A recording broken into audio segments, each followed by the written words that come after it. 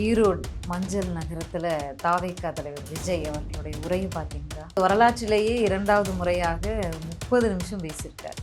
அவர் உரை உங்கள் கருத்து? இல்லை, அவர் ஏற்கனவே கூடுதல் நேரம் பேச வேண்டும் என்று செங்கோட்டையன் கேட்டுக்கொண்டதாக. இந்த 2 ஆண்டு காலமாக அவர் தொடர்ந்து மனப்பாட சக்தி அவருக்கு அதிகமாக இருக்கிறது. அவர் தொடர்ச்சியாக வல்லார லேகியம் சாப்பிட்றான்னு நினைக்கிறேன். தமிழ்நாட்டில் மு.க. ஸ்டாலினை கழித்துவிட்டு பெரிய அரசியல் ஆளுமைகள் இல்லை, கலைஞர் இல்லை, ஜெயலலிதா இல்லை என்கிற இந்த காலகட்டத்திலே ஒரு மாற்று அரசியல் கட்சிக்கான தேவை இருக்கிறது. ஆனால் அதை பூர்த்தி செய்வதற்கான, அதை நிறைவு செய்வதற்கான ஆற்றல் இருக்கிறதா அப்படின்னு ஒரு கேள்வி. 42 உயிர்கள் பறிபோனதற்கு பின்பு இன்னைக்கு கூட பாத்தீங்கன்னா அவர் காரை பின்தொடர்ந்து வாகனங்கள் நெரிசலாகி இன்னைக்கு கூட விபத்துக்குள்ளாகி இன்னைக்கும் சில பேர் மிக மோசமாக ஆஸ்பத்திரியில ஐசியூல அட்மிட் ஆயிருக்காங்க. நிலைமைதான் இன்றைக்கும் இருக்கு. தமிழ்நாட்டினுடைய வரலாறு தெரியுமா உங்களுக்கு? தமிழ்நாட்டினுடைய எந்த சாலைகளிலே நீங்கள் நடந்தாலும் அந்த சாலை திமுகவினுடைய காலகட்டத்திலே போடப்பட்டதாக இருக்கும். எந்த மேம்பாலத்திலே நீங்கள் வாகனங்களிலே ஏறி சென்றாலும் அது திமுகவினுடைய காலகட்டத்திலே தான் அடிக்கல் நாட்டப்பட்டு முழுமை செய்யப்பட்டிருக்கும் என்பதற்கு கல்வெட்டுகள் சாட்சியாக இருக்கிறது. ஈரோட்டில் போய் ஜெயலலிதா அம்மா மட்டும்தான் மிஸ்ஸிங், இன்னைக்கு அவங்களையும் சேர்த்து நாங்கள் தான் அதிமுக, ஒரிஜினல் அதிமுகவா மாறிட்டு வரோம் அப்படிங்கிற மாதிரி தான் அவரோட செயல்பாடுகளும் சரி, அந்த செங்கோல் கொடுத்ததும் சரி, அவருடைய ஸ்பீச்சும் சரி இருக்கிறத பார்க்க முடியுது. பல ஊர்களில் கிராமப்புறங்கள்ல எல்லாம் என்ன செய்வாங்கன்னா ரெக்கார்ட் டான்ஸ் எம்ஜிஆர் மாதிரியே ஒருத்தர் வேடம் போட்டுட்டாங்க. ஆமா, ஒருத்தர் ரஜினிகாந்த் மாதிரி வேஷம் போட்டு வருவார். அது மாதிரி தன்னை எம்ஜிஆர் ஆக கருதி கொடுக்குறாரு. ரெக்கார்ட் டான்ஸ் மட்டும்தான் அவர் ஆடலை. அடுத்த கூட்டங்கள்ல ஆழ்தோட்ட பூபதி நாராயணாவுக்கு சீட்டு கொடுத்தாங்கன்னா அவர் டான்ஸ் ஆடுவார்னு நான் நினைக்கிறேன். 100 நாள் வேலை திட்டத்திற்கு கூலி வேலைக்கு போறவர்களுக்கு ஒரு அன்றாட காட்சிகளுக்கான ஒரு கூலி வேலை பார்ப்பதற்கான திட்டத்திலே அவர்கள் திங்கிற சோத்துல மண்ணள்ளி போடுறத ஒன்றிய அரசாங்கம் செய்கிறது. மகாத்மா காந்தி பெயரை நீக்கி விட்டாரு. அது குறித்து ஒரு கண்டனம் உண்டா? நான் இவ்வளவு பெரிய மக்கள் திரட்சியை உருவாக்கிட்டு அதை குறித்து ஒரு கண்டனம் உண்டா?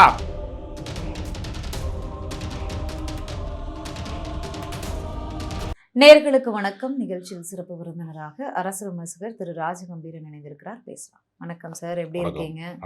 ஓகே, எங்க சேனலுக்கு நீங்க முதல் பேட்டி. இன்னைக்கு முதல் பேட்டி. இன்னைக்கு ஈரோடு மஞ்சள் நகரத்துல தாவேகா தலைவர் விஜய் அவர்களுடைய உரையை பார்த்தீங்களா?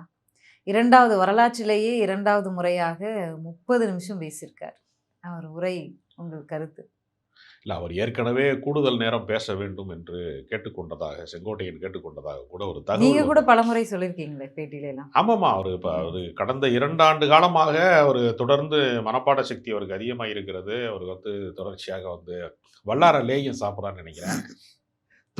தொடர்ச்சியாக அவருடைய இது வளர்ந்திருக்கிறது. அதாவது தமிழ்நாட்டு அரசியல் களத்திலே அதிமுக ஒரு 40% வரைக்குமான வாக்கு வங்கி வைத்திருந்த ஜெயலலிதாவின் காலகட்டத்திலே இருந்து கீழ் இறங்கி 20% இறங்கிக் கொண்டிருக்கிற நேரத்திலே தமிழ்நாட்டில் மு.க. ஸ்டாலினை கழித்துவிட்டு பெரிய அரசியல் ஆளுமைகள் இல்லை, கலைஞர் இல்லை, ஜெயலலிதா இல்லை என்கிற இந்த காலகட்டத்திலே ஒரு மாற்று அரசியல் கட்சிக்கான தேவை இருக்கிறது.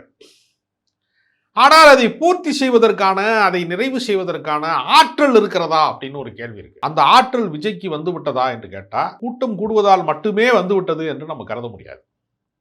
இன்றைக்கு கூட பார்த்தீங்கன்னா ஸ்பீக்கர் வைக்கிறதுக்கான ஸ்டாண்டு மேல ஒருத்தன் ஏறி தலைவா தலைவா என்று கத்திக்கிட்டே இருக்கான்.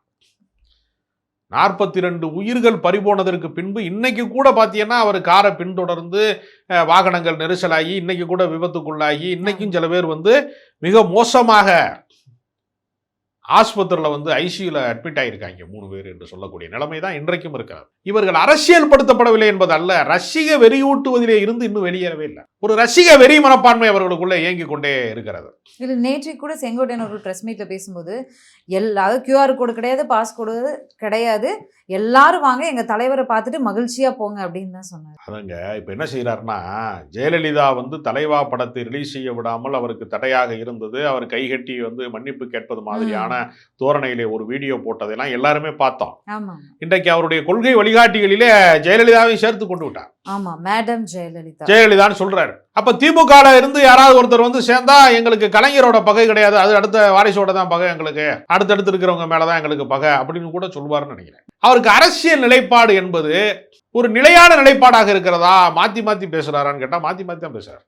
நீங்க அம்பேத்கர் புத்தகம் வெளியிடுகிற போது சாதியானவ படுகொலை சம்பந்தமாலாம் ரொம்ப வீராவேசமாக பேசிய இவர்கள் கவின் ஆணவ படுகொலை நடந்த போது நமது வாரங்களையும் மூடிக்கொண்டு ரொம்ப மிக அமைதியோடு கனத்த மௌனத்தோடு அதை கடந்து செல்கிறார்கள் என்கிற போது ஒரு சந்தர்ப்பவாத அரசியல் ஒரு இடத்துல இருக்கிறது. இப்ப ஜெயலலிதா தான் வழிகாட்டி என்றால் வருமானத்துக்கு அதிகமாக சொத்து சேர்த்து ஏவன் குற்றவாளி என்று பெயர் பெற்றதை அதை பின்பற்ற போகிறதா தாவேகா என்கிற கேள்வி எல்லாம் இருக்கு. ஊழலற்ற நேர்மையான புனிதமான ஆட்சியை தர அப்படி ஒரு ஆட்சியை நீங்கள் எப்படி தருவீர்கள் என்பதற்கான நடைமுறை விளக்கம் ஒன்று வேணும். நீங்க இந்த பக்கம் வாச்சாத்தி வன்கொடுமையில 18 பேர் வன்புணர்வு செய்யப்பட்டதற்கும் பல கொடூரமான சம்பவங்களுக்கும் பின்னணியில செங்கோட்டையன் இருந்தார், வீரப்பனுக்கு வெட்டப்பட்ட அந்த சந்தன கடத்தலுக்கு இவருக்கே தொடர்பு இருக்கு என்றெல்லாம் சொல்லப்பட்ட செங்கோட்டையன் ஒரு பக்கம் இருக்கிறார். பின்னணியில இருந்தாரா? போக்குவரத்து துறை அமைச்சர் அப்போது அவர் தானே. அப்ப போக்குவரத்து துறை அமைச்சராக இருந்த போது 2.2 கோடிக்கு மேல 2.6 கோடி முறைகேடு செய்தார் என்று நீதிமன்றத்திலே 4 ஆண்டு காலம் சிறை தண்டனை விதிக்க வேண்டும் என்று 10 ஆண்டு காலம் அவர் தேர்தலிலே போட்டியிடக்கூடாது என்றெல்லாம் தீர்ப்பு விதிக்கப்பட்டதெல்லாம் இருக்கிறது. அது ஆட்சி மாற்றத்திலே காலி செய்து விட்டார்கள், அந்த தீர்ப்பை நடைமுறைப்படுத்தவில்லை. அவர் மீது பல்வேறு குற்றச்சாட்டுகள், தனி மனித குற்றச்சாட்டுமே இருக்கிறது. அவருடைய மனைவி குடும்பத்தோட போய் அவர் மேல சில புகார்களை கொடுத்து அவர் வீட்டுக்கு வர்றதில்லை, வேற எங்கேயோ தங்குறாரு என்றெல்லாம் சொல்லி பாலியல் குற்றச்சாட்டும் அவர் மீது இருக்கு. இவ்வளவு குற்றச்சாட்டு இருக்கக்கூடிய ஒருவரை பக்கத்தில் வைத்துக்கொண்டு நல்லாட்சி தருவேன் என்று சொல்வது, கள்ளலாற்றி வைக்கக்கூடிய ஒருவர், பாஜகவிற்கு அதிகமான நிதி கொடுத்த வரலாறு, பெருமைக்குரிய வரலாறு பெற்றிருக்கக்கூடிய ஆதவர்ஜனா குடும்பம், அவர் ஒரு பக்கம். இப்படி இவர்களையெல்லாம் வைத்துக்கொண்டு நான் அப்படி ஆட்சி ஆழ்ந்துடுவேன், இப்படி ஆட்சி செஞ்சிருவேன் என்று சொல்வது இருக்குல்ல. தமிழ்நாட்டினுடைய வரலாறு தெரியுமா உங்களுக்கு? தமிழ்நாட்டினுடைய எந்த சாலைகளிலே நீங்கள் நடந்தாலும் அந்த சாலை திமுகவினுடைய காலகட்டத்திலே போடப்பட்டதாக இருக்கும். எந்த மேம்பாலத்திலே நீங்கள் வாகனங்களிலே ஏறி சென்றாலும் அது திமுகவினுடைய காலகட்டத்திலே தான் அடிக்கல் நாட்டப்பட்டு முழுமை செய்யப்பட்டிருக்கும் என்பதற்கு கல்வெட்டுகள் சாட்சியாக இருக்கிறது. எந்த பூங்காவுக்குள்ளே நீங்கள் போனாலும் பூத்திருக்கிற மலர்கள் எல்லாம் திமுகவின் பெயரை சொல்லும் என்று சொல்லக்கூடிய அளவிற்கு பூங்காக்களுக்கு ஒரு மறு புனரமைப்பு செய்து எல்லா இடங்களிலுமே செய்திருக்கிறார். மாவட்டந்தோறும் மருத்துவக் கல்லூரி, கிராமந்தோறும் ஆரம்ப சுகாதார நிலையம் என்று எல்லா வகையிலே நவீன தமிழகத்தை கட்டமைக்கப்பட்டவர்கள் அதிமுக ஆட்சியில். ஆமாங்க, திமுகவுக்கு போட்டியாக அதிமுகவும் அந்த வேலையை செஞ்சிருக்கிறாங்க. 2 திராவிட கட்சிகளும் மாறி மாறி போட்டி போட்டு தமிழ்நாட்டினுடைய நலன்களை விட்டு கொடுத்ததில்லை. அதை கூட தான் சமீபத்தில் ஒருத்தர் பேராசிரியர் கான்ஸ்டன்டைன் ரவீந்திரன் சொன்னாரு, திமுகவும் அதிமுகவும் அடித்து கொண்டால் தமிழ்நாட்டுக்கு நன்மை பிறக்கும். ஒருவர் சத்துணவு திட்டத்தை கொண்டு வருகிறார் எம்ஜிஆர் என்றால் மு.க. ஸ்டாலின் அவர்கள் காலை உணவு திட்டத்தை கொண்டு வருவார். இப்படி ஒரு ஆரோக்கியமான போட்டி இருந்த தமிழ்நாட்டுக்குள்ளே வேறு போட்டிகள் வருவதா? இப்ப திமுக ஒரு தீய சக்தி, இது யாருடைய டைலாக்? அதிமுகவோட டைலாக். எம்ஜிஆர் அவர்களும் ஜெயலலிதா. அப்ப விஜய்க்கு சொந்தமாக எந்த சுய புத்தியும் கிடையாது. சொந்த இல்ல, அத அடுத்த லைனையும் சேர்த்து சொல்லிடுங்க. திமுக தீய சக்தி, தாவேகா தூய சக்தி அப்படின்னு சொல்லிருக்காங்க. ஆமா, தாவேகா எப்படி தூய சக்தி? 200 ரூபாய் டிக்கெட்டை 2000 ரூபாய்க்கு விற்கிறவங்க எப்படி தூய சக்தியா இருக்க முடியும்? விஜய் ஏற்கனவே பாண்டிச்சேரியில வாங்கின காருக்கு வரி கட்டாம இருந்தார், எப்படி அவர் தூய சக்தியா இருக்க முடியும்? விஜயுடைய அரசியல்ல என்ன தூய்மை பேசுவது அப்படிங்கிறது முதல்ல இது ஒரு அபத்தமானது. திமுகவை எதிர்ப்பது என்பதற்கு ஏற்கனவே பல கட்சிகள் இருக்கிறது. நாம் தமிழர் கட்சி அதைத்தான் செய்து கொண்டிருக்கிறது. பிராமண கடப்பாறையை கொண்டு திராவிட கோட்டையை உடைப்பேன் என்று சீமான் பகிரங்கமாக பேசுகிறார். RSS கூலிப்படை தலைவனாக பொறுப்பேற்றுக் கொண்டதை போல பேசினார் பாரதியார் விழாவில் போய். பாஜகவிற்கு முழுக்க முழுக்க திமுகவை ஒன்றுமில்லாமல் செய்ய வேண்டும் என்பதுதான் அவர்களுக்கான ஒரே ஒரு குறிக்கோள். அதிமுக ரொம்ப காலமாக திமுகவை ஒழித்து கட்டுகிற வேலையைத்தான் செய்திருக்கிறது. இதுல புதிதாக என்ன தத்துவத்தை அவர் சொல்லிட்டாரு? புதிதாக என்ன கொள்கையை அவர் வலியுறுத்திட்டாரு? இல்ல, அதிமுக அந்த நம்ம சந்திரமுகி படத்துல பாக்குற மாதிரி ஈரோட்ல போய் ஜெயலலிதா அம்மா மட்டும்தான் மெஸ்ஸிங்க, இன்னைக்கு அவங்களையும் சேர்த்து நாங்க தான் அதிமுக, ஒரிஜினல் அதிமுகவா மாறிட்டு வரோம் அப்படிங்கிற மாதிரி தான் அவரோட செயல்பாடுகளும் சரி, அந்த செங்கோல் கொடுத்ததும் சரி, அவருடைய ஸ்பீச்சும் சரி இருக்கிறத பார்க்க முடியுது. விஜயோட திட்டம் என்ன? பல ஊர்கள்ல கிராமப்புறங்கள்ல எல்லாம் என்ன செய்வாங்கன்னா ரெக்கார்ட் டான்ஸ் ஒன்று போடுவாங்க. எம்ஜிஆர் மாதிரியே ஒருத்தர் வேடம் போட்டு ஆமா, ட்ரெண்ட்ல இருக்கக்கூடிய எல்லாத்தையும் பாடுவாங்க. ஒருத்தர் ரஜினிகாந்த் மாதிரி வேஷம் போட்டு வருவார். அது மாதிரி தன்னை எம்ஜிஆராக கருதி கொடுக்கிறார் விஜய். ரெக்கார்ட் டான்ஸ் மட்டும்தான் அவர் ஆடலை. அடுத்த கூட்டங்கள்ல ஆழ்தோட்ட பூபதி நாராயணாவுக்கு சீட்டு கொடுத்தாங்கன்னா அவர் டான்ஸ் ஆடுவார்னு நான் நினைக்கிறேன். தன்னை எம்ஜிஆராக கருதி கொடுக்கிறார். எம்ஜிஆருடைய காலகட்டம் என்பது வேறு. என்டிஆர் போன்றவர்கள் எல்லாம் அரசியலில் ஜெயித்தது காலகட்டங்கிறது அது 80களினுடைய காலகட்டம். ஏறத்தாழ 70களின் காலகட்டம். 80களில் அவர்கள் ஆட்சி அதிகாரத்துக்கு வந்துட்டாங்க. 70களினுடைய காலகட்டம். எம்ஜிஆர் என்ன அரசியலை செய்தார்? இந்தியா முழுமைக்கும் ஜனநாயகம் படுகொலை செய்யப்பட்டது என்று சொல்லக்கூடிய எமர்ஜென்சி என்கிற காலகட்டத்தில் 1975 காலகட்டங்களில் எமர்ஜென்சியை நான் ஆதரிக்கிறேன், உங்களுக்கு நான் சப்போர்ட்டா இருப்பேன் அப்படின்னு அன்றைய பிரதமராக இருக்கக்கூடிய இந்திரா காந்தியிடம் போய் நேரடியாகவே அதற்கான பாராட்டு பத்திரத்தை வாசித்தார் எம்ஜிஆருங்கிறத வரலாறு. எம்ஜிஆர் என்ன ஜனநாயகத்திற்கு போராடினாரா? படகோட்டின்னு படம் நடித்தார், மீனவ நண்பன் படம் நடித்தார். மெரினாவிலே வந்து மீனவர்களை வெளியேற்ற வேண்டும், அவர்கள் குடியிருப்புகளை வெளியேற்ற வேண்டும், மெரினாவை தூய்மைப்படுத்த வேண்டும், அழகுபடுத்த வேண்டும் என்பதற்கு எதிராக மறியல் செய்தவர்களையெல்லாம் துப்பாக்கியால் சுட்டார்கள் என்பதுதான் கடந்த கால வரலாறு. அதனால் எம்ஜிஆர் மீது நீங்கள் ஏற்றி வைத்திருக்கக்கூடிய பிம்ப அரசியல் என்பதுதான் வந்து பெருசாக மகத்தானதாக இருக்கும். ஆனால் உண்மை அரசியல் என்னவாக இருக்கும் என்று சொன்னால், இவன் திடீர்னு என்ன சொல்லுவாங்கன்னா டாஸ்மார்க்ல இருந்து வருமானம் வந்துருச்சு. ஏன்னா அதிமுக ஆட்சியில் என்ன மது விலக்கு இருந்ததா? எம்ஜிஆர் காலத்திலே வந்து மதுவே இல்லாத ஒரு சூழல் இருந்ததா? அப்படி கிடையாது. ஒரு ஆட்சியை நீங்கள் வந்து திட்டமிடுகிறீர்கள், உங்களுக்கு கட்சியே நடத்த தெரியல, நீங்கள் ஆட்சிக்கு வருவீர்கள் என்று சொல்ல முடியாது. அதாவது ஒரு கூட்டத்தை நடத்துகிறீர்கள், ஏன் நீங்கள் பகல் பொழுது நடத்துறீங்க? மத்தியான வெயில்ல போய் 11 மணிக்கு பல பேர் மயங்கி விழுகிறான்ல, 11 மணிலிருந்து 1 மணி வரைக்குமாக கூட்டத்தை நீங்கள் நிர்ணயம் செய்கிறீர்கள். ஒரு சாமியான பந்தல் கூட இல்லையே. ஒரு ஏழைப்பட்டவன் வீட்டில் இளவு விழுந்தா கூட சாமியான பந்தல் போடுறான், கல்யாணம் நடந்தா கூட ஒன்று போடுறான். காவல்துறை வலியுறுத்தி இருக்கு. ஆமா, உட்கார்றதுக்கு சேர் போடலையே. தமிழ்நாட்டுக்கு முதலமைச்சர் சுயமரியாதை பேசுறாங்க. தமிழ்நாட்டுக்கு வந்து நான் தான் முதலமைச்சர் நாற்காலியை கைப்பற்றுவேன் என்று சொல்லுகிற விஜயை நம்பி பிளாஸ்டிக் சேரை வாடகைக்கு கொடுக்க மாட்டேங்கிறாங்களா? அப்ப ஒருவேளை அந்த சேரை உடைச்சிருவாங்களா, இல்ல போகும்போது தூக்கிட்டு போயிடுவாங்களான்னு 2 கேள்வி இருக்கிறது. அப்ப அவர்கள் வந்து இன்னைக்கு பாத்தீங்கன்னா அந்த இடத்தையெல்லாம் வந்து தூய்மைப்படுத்துகிற பணியை வந்து அவர்கள் செய்கிறார்கள், தன்னெழுச்சியாக செய்கிறார்கள்னு சில சேனல்காரன் போடுறாங்க. உண்மை என்ன தெரியுமா? பல நிபந்தனைகளை வந்து அது இந்து சமய அறநிலையத்துறைக்கு சொந்தமான இடம், பல நிபந்தனைகளை விதித்தார்கள், அந்த இடத்தை தூய்மைப்படுத்தி தர வேண்டும் என்று. கட்டுத்தொகையும் அதனால செங்கோட்டையனை காமித்ததன் மூலமாக, ஆதவர்ஜுனாவை காமித்ததன் மூலமாக RSS இயக்கத்திலே இருந்து, பாஜகவிலே இருந்து, அதிமுகவிலே இருந்து ஒவ்வொரு இயக்கமாக குதித்து குதித்து விளையாடி வந்திருக்கக்கூடிய நிர்மல்குமாரை காட்டுவதன் மூலமாக எல்லாம் தூய அரசியல் எங்கிருந்து வருவிய? செலவுக்கு போட்டிருக்கீங்களா அரசியலை? வாஷிங் மிஷினில் வச்சு ஆட்ட போறீங்களா? ஏற்கனவே தூய அரசியலை யார் பண்ணிட்டு இருக்கா? யாரெல்லாம் பிஜேபி எதிர்க்கிறானா அவனை எல்லாம் தூக்கி கொண்டு வந்து அமலாக்கத்துறை விசாரணைக்கு உட்படுத்தி, வருமான வரித்துறை விசாரணைக்கு உட்படுத்தி, அவனுக்கு நெருக்கடியை, மன நெருக்கடியை தந்ததற்கு பின்னால் பாஜகவிலே சேர்த்துக் கொள்வதன் மூலமாக பாஜக தான் இந்தியாவிலே மிகப்பெரிய வாஷிங் மிஷினை வைத்திருக்கிறது. அப்ப நீங்க பாஜக என்கிற அந்த வாஷிங் மிஷினுக்குள்ள தலையை கொடுத்துட்டாங்களா தாவேகா என்கிற கேள்வி வருகிறதுல. எங்கிருந்து தூய அரசியல் வரும்? தூய அரசியல் என்று ஒன்று கிடையாதுல. இன்னைக்கு விஜய் வந்து சீமானை விமர்சிச்சிருக்காரா பெயர் சொல்லாம? ஏன்னா களத்துல இருக்கிறவங்களையெல்லாம் விமர்சிக்கணும்னு அவசியம் கிடையாது, களத்திலேயே கண்ணுக்கு தெரியலையே அப்படிங்கிற மாதிரி எல்லாம் பேசியிருக்காரு. யாரை குறிப்பிடுறாரு? விஜய்க்கு மட்டும் களத்துல இருக்கிறாரா? திருப்பரங்குன்றத்திலே வந்து சர்வே கல்லு மேலதான் இன்னைக்கு விஜய் பேசாத விஷயங்கள்னு சொல்லி சோசியல் மீடியால ட்ரோல் ஆயிட்டு இருக்கு. திருப்பரங்குன்றம், பாஜக, ஒன்றிய அரசு, மோடி, இது எல்லாமே சாதாரணமா கிராமப்புறங்கள்ல 100 நாள் வேலை திட்டத்திற்கு கூலி வேலைக்கு போறவர்களுக்கு ஒரு அன்றாட காட்சிகளுக்கான ஒரு கூலி வேலை பார்ப்பதற்கான திட்டத்திலே வந்து அவர்கள் திங்கிற சோத்துல மண்ணள்ளி போடுறத ஒன்றிய அரசாங்கம் செய்கிறது. மகாத்மா காந்தி பெயரை நீக்கி விட்டாரு. அது குறித்து ஒரு கண்டனம் உண்டா? நான் இவ்வளவு பெரிய மக்கள் திரட்சியை உருவாக்கிட்டு அதை குறித்து ஒரு கண்டனம் உண்டா? திருப்பரங்குன்றத்துல சர்வே கல்லு மேலதான் நான் தீபம் ஏத்துவேன், வழக்கமா தீபம் ஏத்துற இடத்துல உச்சி பிள்ளையார் கோயில் இதுல ஏத்துறதை நான் ஏற்க மாட்டேன் என்று மத கலவரத்தை தூண்டுவதற்கு உள்ளூர்காரங்க ஒத்துழைக்க மாட்டேங்கிறாங்க, மதுரைக்காரங்க சம்மதிக்க மாட்டேங்கிறாங்கன்னு வெளியூர்ல இருந்து சாமியார் வேஷம் போட்டு இந்துத்துவ குண்டர்களை எல்லாம் தொண்டர்களாக காட்டுகிற வேலையை செய்து கொண்டிருக்கிறார்களே. பிறப்போக்கும் எல்லா உயிருக்கும் சொன்னீங்களே, வெறுப்பு அரசியலை நாங்கள் வந்து ஏற்க மாட்டோம்னு சொன்னீங்களே, களத்திலே திருப்பரங்குன்றத்திலே ஒருத்தன் கூட காணாம, ஒரு தாவேக்காரன் கூட களத்துல இல்லையே, என்ன காரணம்? ஒரு அறிக்கை கூட இல்லையே, என்ன காரணம்? ஒரு எக்ஸ்ட்ரா பதிவு கூட இல்லையே, என்ன காரணம்? அப்ப பாஜகவால் அனுப்பப்பட்டவர் தான் விஜய் என்பதற்கான மௌன சாட்சியமாகத்தான் அவர் இருக்கிறாரா என்கிற கேள்வி பல பேருக்கு. இன்னைக்கு நிகழ்ச்சியிலுமே நீங்க எடுத்ததுனால எக்ஸ்ல IRS அதிகாரி அருண்ராஜ் வந்து திருப்பரங்குன்றம் விஷயம் தொடர்பா பேசுறாரு, அதே வேன் மேல நின்று பேசுறாரு. ஆனா விஜய் அவர்கள் அதை பேசல.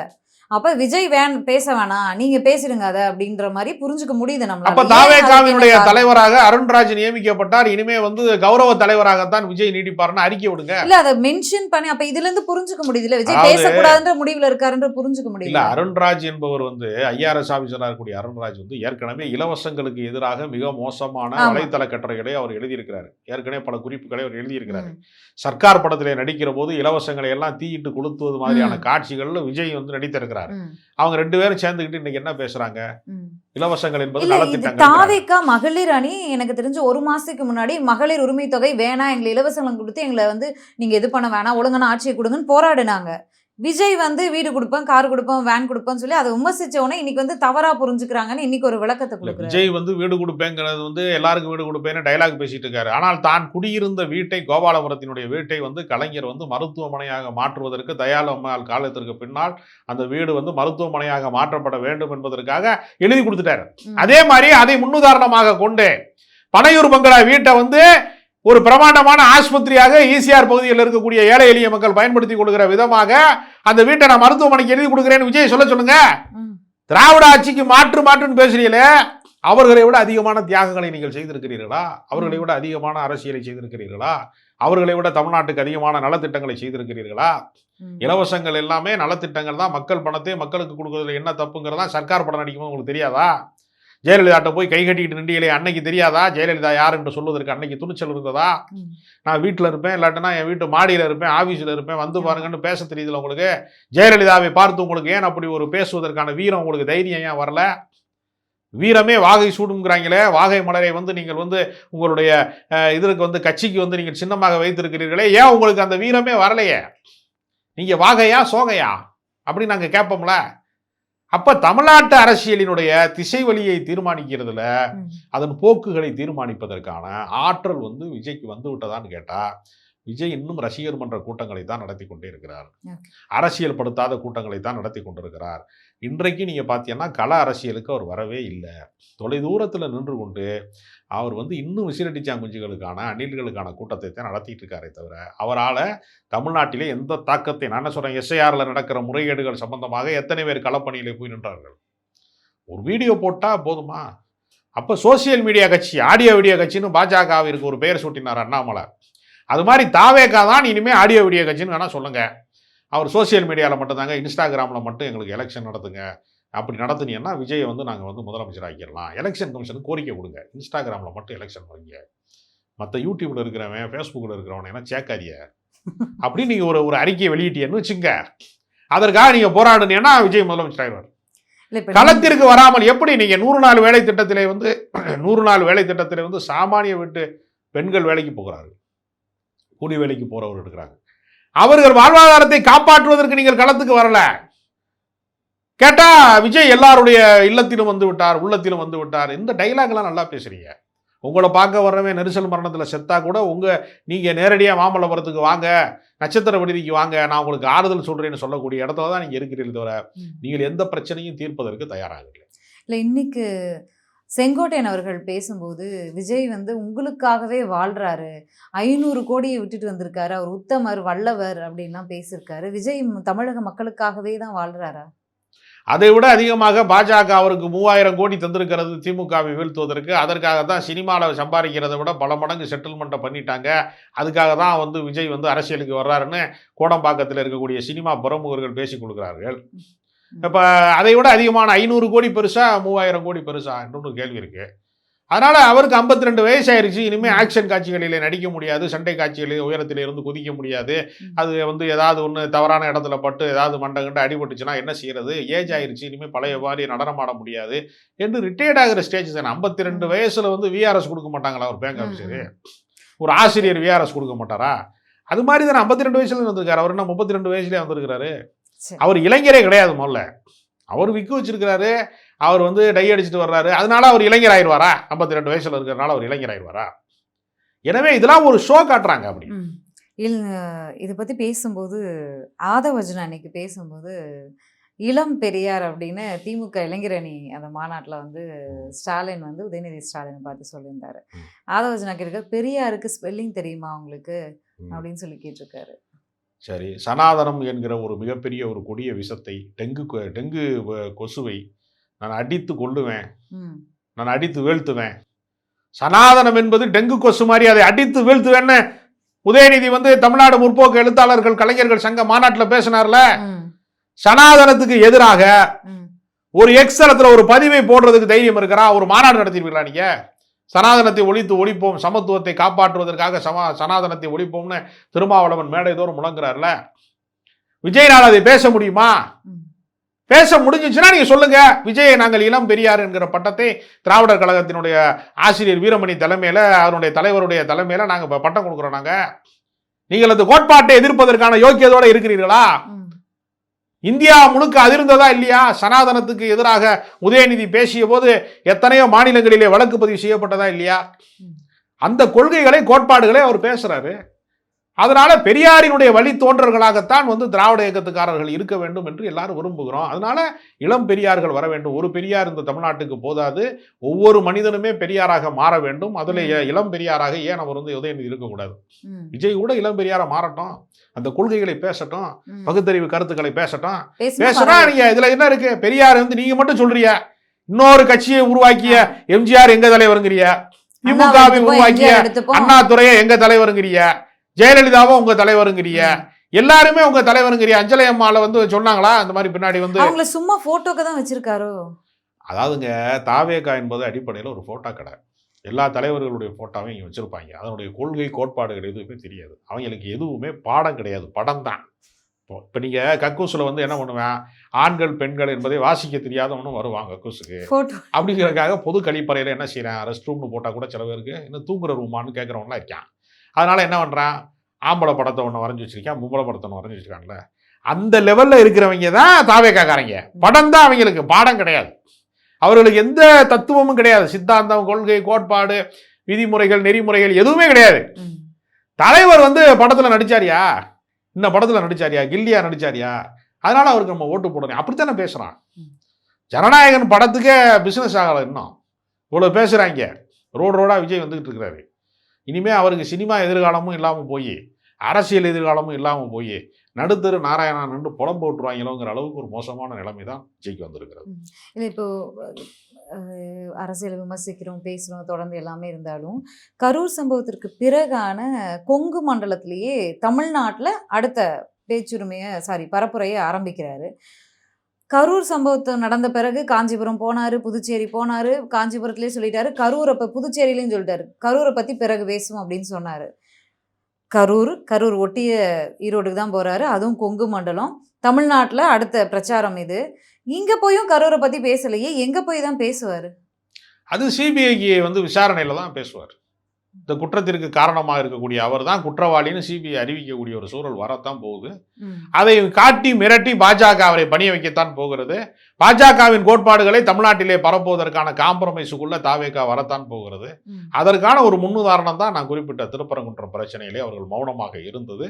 தமிழ்நாட்டிலே பாஜக நேரடியாக காலூன்ற முடியாமல் ரஜினிகாந்தை இறக்கி எப்படியாவது ஒரு பெரிய அலையை உருவாக்கலாம் என்று நினைத்தார்கள். ரஜினிகாந்த் கடைசி நேரத்திலே திருவள்ளுவருக்கும் எனக்கும் காவி வண்ணம் பூச முடியாது, நாங்கள் 2 பேரும் எஸ்கேப் ஆகிட்டோன்னு சொன்னதுக்கு பின்னால் அமலாக்கத்துறையின் மூலமாக, வருமான வரித்துறையின் மூலமாக ஒரு நெருக்கடியை தந்து விஜயை பாஜக பணிய வைத்திருக்கிறது. பாஜக தான் தாவேகாவை இயக்குகிறது. அதனுடைய ஒரு விளைவாகத்தான் அவர்கள் இதை செய்து கொண்டிருக்கிறார். நம்ம என்ன பேசினாலும் விஜய் ஒரு பரப்புரைக்கு போகிறாரு, இல்லை ஏதோ ஒரு நிகழ்ச்சிக்கு போகிறாரு அப்படின்னா அங்கே அவ்வளோ க்ரௌட், அது அரசியல் சார்ந்த நிகழ்ச்சிக்கு. ரசிகர் வட்டம் வேறு. இப்போ ரசிகர் வட்டம் அரசியலில் வந்துட்டாங்கன்னு எடுத்துக்கணும். இன்றைக்கி பரப்புரைக்கு தான் போகிறாரு, அவ்வளோ கூட்டம் வந்திருக்கு. இவங்க சொன்னது வேறு, வர்றது வேறு. காலியான இடங்கள் இருக்குது, அவங்க போட்டிருந்த அந்த கிரவுண்டில் காலியான இடங்கள் இருக்குது. இருந்தாலும் இந்த ஆதரவு 18 வயசு ஆகிட்டா அவங்க கொள்கை பார்க்குறாங்களா, கோட்பாடு பார்க்குறாங்களா, என்ன பண்ண போகிறாருன்றது பார்க்குறாங்களா இல்லையோ, ஓட்டு போட்டால் அது ஓட்டு தானே, கணக்கில் வரக்கூடிய ஓட்டு தான். சொல்றது எனக்கு புரியுது. அரசியல் அறிவில்லாதவர்களுக்கும் ஓட்டுரிமை இருக்கிறது. அவர்களுக்கும் வேட்பாளரை தேர்ந்தெடுக்கக்கூடிய, ஒரு சட்டமன்ற உறுப்பினரை தேர்ந்தெடுக்கக்கூடிய, ஒரு ஆட்சி அதிகாரத்தை தேர்ந்தெடுக்கக்கூடிய வாய்ப்பு அவர்களுக்கும் இருக்கிற போது இவர்களை எப்படி நீங்கள் உதாசீனப்படுத்துவீர்கள், இவர்கள் அறிவற்றவர்கள் என்று மட்டுமே விமர்சித்து விட்டது மூலமாக இந்த கூட்டத்தை இல்லை என்று செய்துவிட முடியுமா அப்படிங்கிறத நீங்க கேட்குறீங்க. ஆனா நான் என்ன சொல்றேன்னா, இது ஊடகங்களால் ஊதி பெருக்கப்பட்ட ஒரு ராட்சச பலூன். எல்லா அரசியல் கட்சிகளுக்குமே பெருங்கூட்டம் வருகிறது. கூட்டம் வருகிறவர்கள் மட்டும்தான் தலைவர்களாக இருக்க முடியும். இன்றைக்கு திருமாவளவன் சமீபத்திலே மதச்சார்பின்மை மாநாடு நடத்தினார். லட்சக்கணக்கான பேர் திரண்டார்கள். விடுதலை சிறுத்தைகள் மாநாட்டிலே இவ்வளவு லட்சம் பேர் திரண்டார்களா என்று ஆச்சரியப்படத்தக்கக்கூடிய அளவுக்கு கூட்டம் வருகிறது. மதுரையிலே சிபிஎம்மினுடைய மாநாடு நடந்தது, செங்குடியால் சிவந்தது மதுரை என்று கூட சில பத்திரிகைகள் எழுதினார்கள். எனவே எல்லா ஊரில் இருக்கிற கம்யூனிஸ்ட் கட்சிக்காரனையும் ஒரே ஊரில் கூட்டிகிட்டு எல்லா பக்கமும் சிவப்பு கொடியை பிடிச்சிட்டு தெரிஞ்சாங்கன்னா இந்த ஒட்டுமொத்த மதுரை மட்டுமல்ல, ஒட்டுமொத்தமாக எல்லா நாடே கம்யூனிசம் ஆகிவிட்டது என்பது போல ஒரு காட்சி தோற்றம் ஏற்பட தான் செய்யும். இது எல்லா கட்சிகளுக்கும் ஏற்படுகிற ஒரு மாய தோற்றம். இந்த மயக்கத்தை நான் பலமுறை பார்த்தேன். ஏன்னா மதிமுகவினுடைய ஒரு பெரிய பிரம்மாண்டமான முதல் மதுரை மாநாட்டிலே சாயங்காலத்திலே வந்து அந்த ஊர்வலம் தொடங்கியது. விடிய விடிய விடிய விடிய ஊர்வலம் போனது. விடிந்ததற்கு பின்பும் கூட போனது. அவங்க எல்லாம் எங்கே போனாங்கன்னே தெரியல இது வரைக்கும். மதிமுகலேருந்து போனவங்க வர வேறு கட்சிக்கு போயிட்டாங்க கடைசியில். இன்றைக்கி நீங்கள் மதிமுகவினுடைய அலுவலகத்துக்கு போனீங்கன்னா கல்வெட்டில் யாருடைய பெயர்கள் எல்லாம் எழுதப்பட்டிருக்கிறதோ அவன் பூரா வேறு கட்சியில் சேர்ந்துட்டான்னா அந்த கல்வெட்டு மேலே ஒரு இன்ட்டு போட்டு பெயிண்டை போட்டு அடித்து எழுதி வச்சுருப்பாங்க. அப்போ அரசியலிலே வெற்றி பெறுவது மட்டும்தான் இலக்கணமாக இருக்க முடியுமே தவிர, இப்போது நீங்கள் மேடையில் எப்படி பேசுகிறீர்கள், சினிமாவில் எப்படி நடிக்கிறீங்க, உங்களுக்கு எவ்வளோ கூட்டம் வருதுன்னா இதை விட அதிகமான கூட்டம் வந்து வைகோவுக்கு வந்திருக்கிறது. கள்ளக்குறிச்சியில் வந்து ஏஆர் முருகதாசினுடைய இல்ல திருமண விழாவுக்கு போகிற போது விஜயகாந்துக்கு வழியெங்கும் கூடிய கூட்டம் வரலாற்றில் இதுவரைக்கும் கூடவே இல்லை என்று சொல்லக்கூடிய அளவுக்கு கூட்டம் வந்துச்சு. அதே கூட்டம் விஜயகாந்த் மரணத்திற்கு தான் வந்ததே தவிர நடுவில் அவருடைய அரசியல் வாழ்க்கையில் அவ்வளோ பெரிய கூட்டத்தை அவர் சந்திக்கவில்லை. எனவே கூட்டம் வருகிறதுன்னு சொல்றாங்கல்ல. இப்ப திருவண்ணாமலையில 1,00,000 பேரை திரட்டி இளைஞர் மாநாட்டை வந்து இளைஞரணி மாநாட்டத்தை வந்து உதயநிதி வந்து ஏற்படுத்தியிருக்காங்க. முக ஸ்டாலினும் உதயநிதி ஸ்டாலின் தான் இளைஞர், அங்க வேற யாரும் இளைஞர் கிடையாதுன்னு இல்ல ஒரு 1,00,000 பேரை அவர்கள் திரட்டிட்டாங்க. தமிழ்நாடு முழுக்க 5,00,000 இளைஞர்களை வந்து நிர்வாகிகளாகவே அறிவிப்பதற்கும் அவர்களுக்கு வந்து 70% பேரை வேட்பாளர்களாக மாற்ற வேண்டும் என்றெல்லாம் கூட ஒரு பல திட்டமிடல்கள் போய்கொண்டிருக்கிறது. அதனால அதிகமான பெரும்பான்மை மக்கள் வாக்களித்தால் தான் ஒரு கட்சி ஆளுங்கட்சி ஆகும். நீங்க நிரூபிக்கணும். ஸ்டாலின் நிரூபித்து விட்டார். திமுக வந்து 6 முறை ஆட்சி பீடத்திலே அமர்ந்து விட்டார். இல்ல 2026 தேர்தல்ல ஆபத்தா இருப்பாரா விஜய்? ஏன்னா அதிமுகன்னு போயிட்டு இருக்கக்கூடிய இந்த அரசியல் சூழல்ல இப்ப மாற்றுன்னு வர்றவங்களுக்கு ஒரு குறிப்பிட்ட % அது 10 தாண்டி போகிறது பெரிய விஷயமா இருக்குது. அப்போ விஜய்க்கு வந்து ஒரு 10 தாண்டி போகுது, ஒரு 10 to 12 இந்த மாதிரி எல்லாம் போகிறாரு % வைஸ் அப்படின்னா, அப்போ அது வந்து ஒரு ஆட்சி அமைப்பதில் ஒரு சிக்கல் ஏற்படுத்தக்கூடும். ஒரு சிக்கலும் ஏற்படுத்தாது. 30% வாக்கு வங்கி இருக்கக்கூடியவர்கள் மட்டும்தான் ஆட்சி அதிகாரத்தினுடைய முதன்மை சக்தியாக இருக்க முடியும். மற்றவெல்லாம் தொண மாப்பிள்ளையாக தான் இருக்க முடியும், மாப்பிள்ளையாக முடியாது. அதனால 10% வாங்கின இப்போ 8.22% வச்சிருக்கிற சீமான் கட்சிக்கு எத்தனை எம்எல்ஏ இருக்கிறாங்க, எத்தனை எம்பி இருக்கிறாங்க, எத்தனை கவுன்சிலர் இருக்காங்க, பஞ்சாயத்து போர்டு மெம்பர் இருக்காங்க, வார்டு மெம்பர் கூட இல்லாத ஒரே கட்சி வந்து எதுனா நாம் தமிழர் கட்சி தான். அப்படி பல கட்சிகள் இருக்கிறது. அதனால சதவீத கணக்கையெல்லாம் வைத்துக்கொண்டு எதையுமே சாதிக்க முடியாது. நீங்கள் ஆட்சி அதிகாரத்துக்கு வர முடியுமா இல்லையாங்கிறதான் கணக்கு. பாஜக கூட நாங்கள் எங்கள் சதவீதம் கூடிருச்சுன்னு கூவினாங்க. ஆனால் அண்ணாமலை தோத்தனை போனார் நாடாளுமன்ற தேர்தலில். அப்போ 36 தொகுதியில் ஜெயிச்சிருவோன்னா அவங்களே காசை கொடுத்து சேனல்களுக்கு பணத்தை எல்லாம் கொடுத்து அவங்கள கருத்து கணிப்புங்கிற பேரில் போடுங்கலாம் சொல்லி பார்த்தாங்க. அவங்களும் சொன்னாங்க வாங்குற சம்பளத்துக்கு என்னதான் செய்யறதுன்னு தெரியாமல் அவங்களும் வந்து பேசி பார்த்தாங்க. கடைசியில் முடிவு என்னாச்சு? அண்ணாமலை வந்து தொகுதியில் தோற்று தானே போனார். பாஜக எங்குமே வெல்லவே இல்லை. அதனால வெற்றி பெறுவதற்கு சாத்தியம் இல்லை. என்ன எல்லா தொகுதிகளையும் 5000 10,000 வாக்குகளை பெற்று இளைஞர் சக்தி பின்னாடி இருக்கிறது என்று வாக்கு பிரிக்கக்கூடிய வேலையைத்தான் செய்ய முடியுமே தவிர, நடுவில் 4 செங்கலை உருவலாமே தவிர கோட்டையை தகர்த்து விட முடியாது. திமுகவினுடைய ஆட்சியை வந்து அகற்ற முடியாது என்கிற அளவுக்கு தான் இவர்களுடைய ஆற்றல் இருக்கிறது. நன்றி சார், நன்றி. தொடர்ந்து பேசுவோம்.